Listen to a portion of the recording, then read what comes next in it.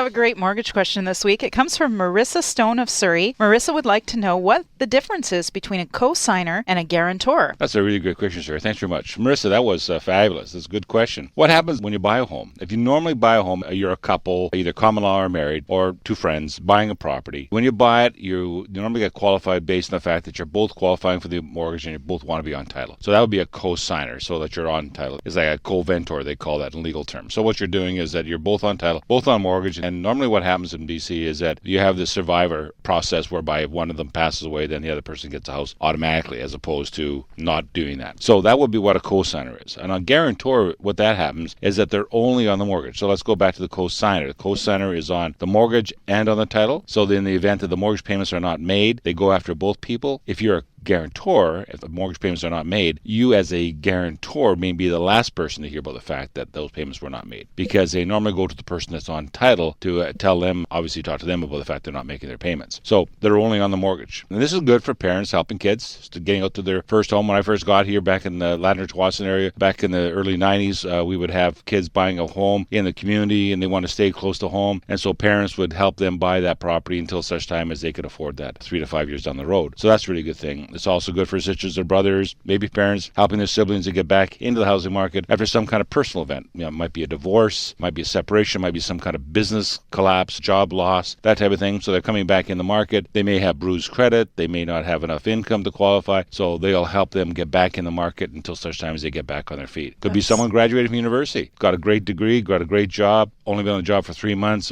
CMHC, Canada Mortgage and Housing, needs you to have at least a year. So you got to keep on going that way. So what you're saying here is if Sherry and I were co-signers on a mortgage for a home and I default and move to a new job in Los Angeles, Sherry's stuck paying the bill. Exactly. Good. That's the way I like it.